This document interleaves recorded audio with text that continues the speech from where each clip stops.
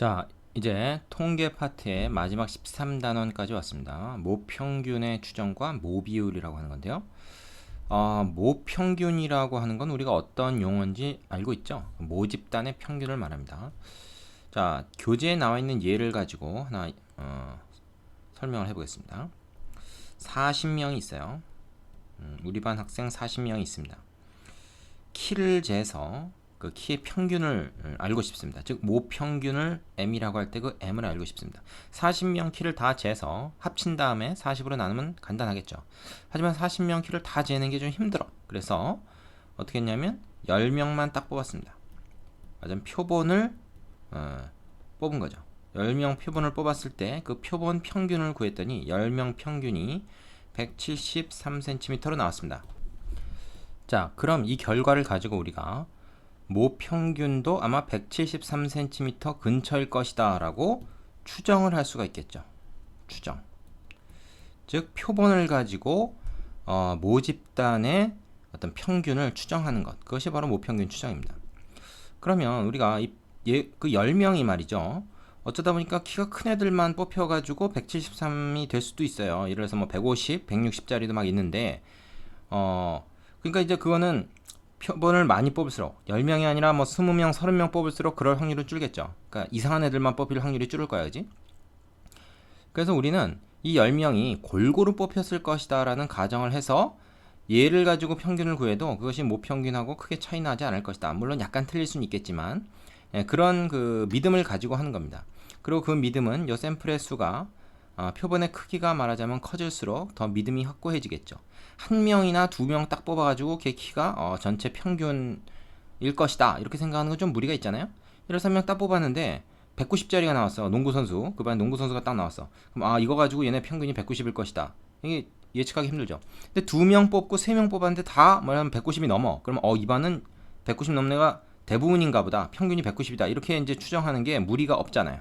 하지만 보통 그렇게 키가 큰 애들만 이렇게 골라서 뽑지 않고 우리가 이미 추출할 때는 뭐 큰 애, 작은 애 이렇게 골고루 뽑힐 거란 말이죠. 예를 들어서 뭐 190짜리도 한번 뽑히고 130짜리도 한번 뽑히고 뭐 이래가지고 평균이 이런 그 중간 정도의 평균값이 나올 것이다 라고 예측을 하는 거죠. 그래서 우리는 뭐라고 얘기할 수 있냐면 173cm 근방에서 이 값을 기준으로 말이죠. 이 값을 기준으로 좌우로 어느 범위, 어느 밴드 안에 이 모평균이 있을 것이다 라고 추정을 하는 겁니다. 그러니까 표본 평균이 173이 나왔다고 해서 딱 모평균이 173일 것이다 이렇게 예측하는 건 조금 위험하잖아요. 자신이 없죠, 솔직히. 그래서 그렇다면 173 근처에 어딘가에 있을 거니까 어딘가에 있을 것이다 라고 이제 예측하는 거죠. 물론 이 예측도 틀릴 수 있습니다. 그렇지만 이렇게 어떤 하나의 값으로 추정하는 것보다는 어떤 범위로 추정하는 게 좋겠죠. 그리고 이렇게 추정했을 때 얼마나 정확하냐 하는 것을 수치로 나타낼 수가 있어요. 그걸 우리가 신뢰도라고 부릅니다. 그래서 이 단원에서는 바로 그러한 내용들을 공부를 하게 돼요. 자, 그럼 구체적으로 어떻게 그거를 추정하는지를 한번 확인해 보도록 하겠습니다. 이 40명 모집단의 모평균을 m이라고 했고 표준 편차가 있겠죠. 모표준 편차를 우리가 시그마라고 합시다. 거기서 이제 10명의 그 표본이라고 했는데 사실 이제 일반적으로 얘기하면 꼭 10명이라는 보장이 없죠. 그래서 n명의 그 표본을 뽑아가지고 표본 평균을 냈다고 해요. 그 표본 평균을 x바라고 합시다. 그러면 원래 이 40명 중에 한 명을 뽑아서 그 값을 우리가 x라고 한다 그러면 x라고 하는 애는 어떻게 됩니까? 정규분포를 따르죠. 평균, 그 다음에 분산, 이런 정규분포를 따르는데 x바라고 하는 것은 또 어떤 분포를 따릅니까? 얘도 정규분포를 따르는데 똑같은 평균, 그리고 표준 편차가 좀 달라지죠. 자, 이거 앞 단원에서 뭐 수없이 했던 겁니다. 이런 정규분포를 따르게 되죠. 자, 이랬을 때 얘를 이제 표준화를 시킨단 말이에요. 그러면 z 어떻게 돼? x바 마이너스 m 그리고 x바의 표준 편차입니다. 시그마 나누기 루트 n 이렇게. 그러면은 결국 이제 x바를 표준 정교분포표를 이용할 수 있는 형태로 만든 건데요. 우리가 뭘 알고 있냐 하면 z가 말이죠. 마이너스 1.96에서 1.96 플러스 1.96 사이에 들어갈 확률이 95%다 하는 것을 알고 있습니다. 이건 이제 표에서 우리가 찾을 수 있는 거죠. 그럼 이 z 대신에 이제 얘를 집어넣어 보자 이거예요. z 대신에 얘를 집어넣자. x바 마이너스 m 그 다음에 시그마 루트 n. z 대신에 얘를 집어넣고 요거를 표준 편차 요거를 양변에 곱합니다. 세 군데 똑같이 곱해요. 그럼 이제 이게 어떻게 되는 겁니까? 자, 다시 옆에다 쓸게요. 그러면은 이렇게 되는 거죠. 마이너스 1.96 곱하기 루트 n분의 시그마, 그죠? 그 다음에 여기는 x바 마이너스 m이 되고, 이쪽은 다시 1.96 곱하기 루트 n분의 시그마. 요 확률이 0.95가 된다라는 뜻과 같습니다. 얘를 갖다 지금 다시 쓴 거예요. 자, 근데 우리가 지금 원하는 것은 뭐예요? 모평균을 알고자 하는 거예요. 그러니까 얘만 남기고 다시 x바를 양쪽에다 빼줍니다. 그러면 이제 뭐가 되냐면 마이너스 m이 여기 남고 x바를 빼줬으니까 마이너스 x바 플러스 1.96 곱하기 루트 n분의 시그마고요. 이쪽은 어떻게 되겠습니까? 마이너스 x바 마이너스 1.96 곱하기 루트 n분의 시그마 이렇게 되겠죠. 자, 이 확률 역시 어떻게 돼요? 95%입니다. 그러면 이제 여기서 그 세 변에다가 똑같이 다 마이너스 1을 곱하는 거죠. 그러면 어떻게 돼요? 마이너스 1 곱하게 되면 요거 플러스로 바뀌고 플러스 바뀌고 플러스 마이너스로 바뀌고 요 부등호 방향 바뀌고, 그래서 최종적으로 어떻게 하냐면 m이라고 하는 것이, 자, 요거를 이제 이쪽에다 쓰겠습니다. 요 부등호 방향 바뀌었기 때문에 얘를 이쪽에다 쓸게요. x바 마이너스 1.96 곱하기 루트 n분의 시그마. 그 다음에 얘가 이제 이쪽으로 오죠. 마이너스 1을 곱해서 이쪽으로 오면 x바 플러스 1.96 곱하기 루트 n분의 시그마 이렇게 됩니다. 그죠? 이게 이제 0.95다 이렇게 되죠. 자, 그럼 이건 이제 무슨 얘기입니까? 우리가 x바라고 하는 거를 하나를 만약에 구했어요. 10명의 표본 혹은 n명의 표본을 가지고 표본 평균을 하나 구했단 말입니다. 표본 평균 값을 하나 구해 가지고 그 값에다가 플러스 1.96 마이너스 1.96을 해서, 그죠? 플러스 1.96 곱하기 시그마 마이너스 1.96 곱하기 요 시그마, 그죠? 표준 편차 해가지고 그 사이의 범위를 지금 구한 겁니다. 그러면 이제 어떤 범위가 이렇게 나오죠. 그 범위 안에 m이 들어갈 확률이 95%다라는 얘기가 되는 거죠. 이해되십니까? 자, 그래서 아까 얘기한 것을 일반화 시킨 거에 불과해요. m이라는 것이 어디 사이에 들어가냐? 그 x바 마이너스 1.96의 시그마 x바, 그죠? 그 다음에 x바 플러스 1.96의 시그마 x바. 시그마 x바라는 게 이제 루트 n분의 시그마를 말해요. 요 범위에 들어갈 확률, 요것이 이제 95%다. 이런 결론을 얻게 되는 것입니다. 이때 여기서부터 여기까지 구간 있죠? 요 구간 아까 얘기했던 이제 173이 아니고 이제 일반적으로 하면 m이죠. 이제 m이 아니고 x바가 되죠.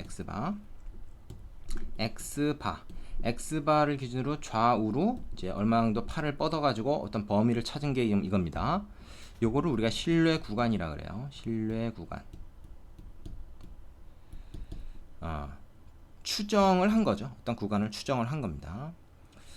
그 다음에 이게 0.95, 95%의 그 신뢰를 할 수 있다는 얘기입니다. 이거는 그러니까 모평균이 요 사이에 들어갈 확률이 95%다 그 얘기니까, 우리가 이렇게 x바를 딱 하나 뽑아가지고 구해가지고 그걸 이렇게 쫙쫙 펼쳐가지고 요 구간을 추정 구간으로 구하면, 이 구간에 모평균이 들어간다고 추정을 하면 그 정확도가 95%가 된다는 얘기예요. 그게 뭐냐면 이런 식으로 추정을 여러 번 했을 때 100번 중에 95번은 모평균이 실제로 이 구간에 들어가고, 나머지 5번 정도, 100번 중에 5번, 5% 정도는 이렇게 구간을 우리가 찾아도 그 구간 안에 모평균이 들어가 있지 않을 수도 있다 그런 얘기입니다. 근데 100번 중에 95번, 95%면 20번 중에 한 번 꼴이니까 거의 20번 중에 19번은 맞는다는 얘기죠. 그럼 이제 믿을만 한 거죠. 자, 이 그 신뢰 구간의 폭을 넓게 하면 더 좋아요. 넓게 하면 어떻게 되겠습니까? 더 믿을 수 있죠. 어떻게 돼요? 그때는 이제 요 신뢰도, 이걸 신뢰도라 그러거든요. 얼마나 믿을 수 있는가 하는 정도, 이 신뢰도를 더 높일 수가 있어요. 하지만 신뢰도가 높으면 좋긴 하겠지만 또 믿을 수 있으니까 이 구간이 더 길어져야 됩니다. 이 구간이 더 길어진다는 얘기는 뭐냐면 이 정보의 가치가 떨어지는 거예요. 질이 떨어지는 겁니다. 예를 들어서 우리 반 그 키의 평균을 뭐 168에서 175다 뭐 이렇게 잡는 건 별 의미가 있지만 우리 반 키의 평균은 100에서 200 사이다. 이거는 거의 뭐 100% 맞을 겁니다. 뭐 반 평균이 뭐 1m도 안 되거나 2m를 넘겠어요? 거의 맞겠죠. 거의 100% 맞을 겁니다. 하지만 이게 무슨 의미가 있습니까? 차라리 뭐 10cm에서 뭐 30m라 그러지? 그 가치가 없는 정보예요. 그래서 신뢰도가 높다고 해서 다 좋은 게 아니고 요 신뢰 구간이 짧을수록 좋습니다. 신뢰 구간은 짧을수록 좋고 신뢰도는 높을수록 좋고. 근데 신뢰 구간이 짧아지면 신뢰도가 떨어지고, 그죠? 신뢰 구간이 길어지면 신뢰도는 높아지지만 별로 좋은 게 아니죠. 정보의 질이 떨어지니까. 그래서 적당한 선에서 그거를 이제 말하자면 합의를 해야 되는 거죠. 95% 정도가 이제 우리가 주로 많이 쓰는 거고, 또 99%도 이제 많이 씁니다. 99.99% 이러면 좋겠지만 너무 이제 신뢰 구간이 길어지니까 별로 좋지가 않죠. 그래서 신뢰 구간도 낮추고 신뢰도도 높이는 방법은 딱 한 가지가 있는데, 그 뭐냐면 표본의 크기를 크게 하는 거예요. 표본의 크기를 크게 하는 겁니다. 그럼 이제 그건 또 비용이 많이 드는 문제가 있죠. 예. 자, 일단 여기쯤에서 한번 정리하고 가겠습니다. 자, 모평균의 신뢰 구간 1번으로 정리된 내용을 좀 보시죠. 정규 분포 예를 따르는 모집단에서 크기가 n인 표본의 표본 평균 x바의 값이 스몰 x바일 때 모평균 m의 신뢰 구간은 이런 식으로 구한다. 신뢰도 95%일 때는 이렇게, 99%일 때는 이렇게. 뭐만 달라졌습니까? 여기서 요 앞에 곱해지는 수 있죠? 이거 말하자면 이제 우리가 표준 정규 분포표에서의 z 값에 해당되는 거죠. 그래서 95%에 해당되는 값, 99%에 해당되는 상수값입니다. 이것은 요거를 우리가 뭐라 그러냐면 요걸 신뢰계수라 그래. 신뢰계수, 신뢰도를 결정하는 계수인 거죠. 그래서 이건 상수입니다. 신뢰계수. 그래서 신뢰도가 95%일 때는 신뢰계수가 1.96이 되고, 신뢰계수가 2.58일 때는 신뢰도는 99%가 되는 것입니다. 자, 여기서 이제 n이라는 건 표본의 수고요. 이 시그마가 뭐겠습니까? 이게 모집단의 표준 편차죠. 모표준 편차입니다. 그러니까 이제 요걸 계산하면 얘가 뭐가 돼요? 얘가 모집단의 표준 편차를 루트 n으로 나눈 표본 평균의 표준 편차가 여기 오게 되는 것이죠. 자, 이렇게 된 사연은 아까 우리가 z값 구하는 그 표준화 과정을 갖다가 이제 역으로 정리해서 이 식이 나온 거죠. 위에서 살펴봤습니다. 자, 요것을 갖다가 이제 좀 일반화 시키면 다음과 같습니다. 자, 두 번째 정리된 정규 분포율을 따르는 모집단에서 크기가 아닌 표본의 표본 평균 x바의 값이 x바이고, 뭐 여기까지 다 똑같죠? 이건 뭡니까? x가 k에서 마이너스 k까지 들어갈 때의 그 확률을 100분의 알파라고 했습니다. 그일 때 신뢰도 알파 %인 모평균의 신뢰 구간은 다음과 같다. 지금 요거에서 좀 자주 쓰이는 95%, 99%, 그러니까 알파가 지금 95%, 99%인 얘가 이 위에 거고요. 그걸 일반화 시켰을 때 이제 이렇게 된다는 것이죠. 그리고 그 신뢰도에 따른, 이제 위에선 95, 99에 해당하는 게 알파인데, 그거에 따른 신뢰 계수 K 값, 이걸 정하는 게 중요한데, 그게 이제 요 앞에 곱해지기 때문이죠. 그러니까 알파하고 K는 붙어 다니는 겁니다.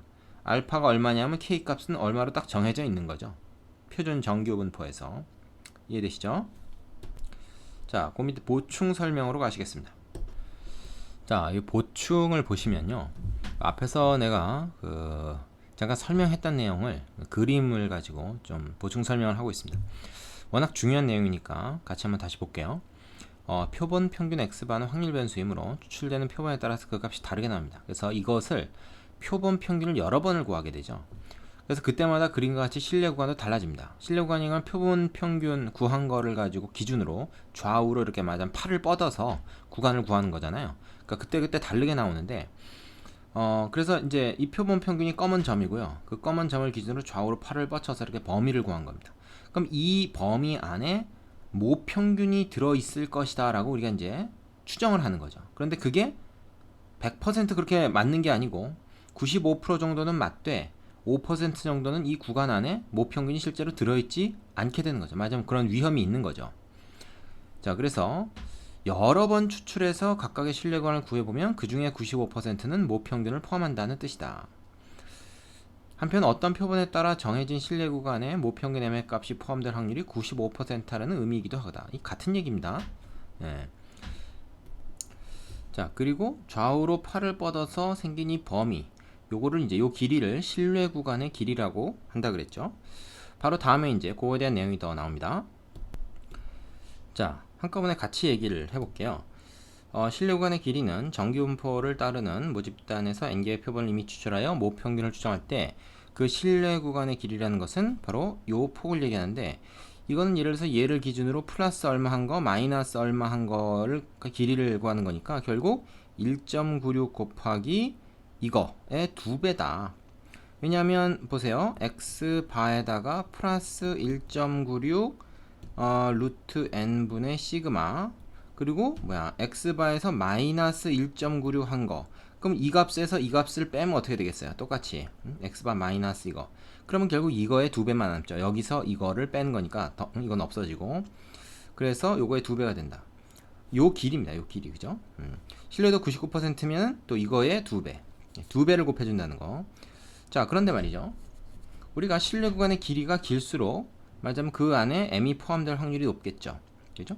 그래서 신뢰 구간의 길이가 길어지면 신뢰도는 높아집니다. 그러니까 그거를 결정하는 게 바로 이 신뢰 계수라 그랬죠. 신뢰 계수. 하지만 이게 마냥 길다고 해서 좋은 게 아닌 게, 이게 길면 길수록 우리는 말하자면 추정을 넓은 범위가 아니라 좁은 범위로 하는 게 더 좋은데, 너무 넓게 범위를 추정을 하면은 별 가치가 없는 정보가 된다 그랬죠. 그래서 어느 선에서 적당히 조절을 해야 되는데, 그 적당히 조절한 선이 바로 95%, 99%가 많이 쓰인다. 그런 겁니다. 자, 여기까지 개념 잡으셨으면 이제 개념 확인 코너 문제 풀어보시고 나서 필수 예제를 통해서 우리가 확인을 좀 해보겠습니다.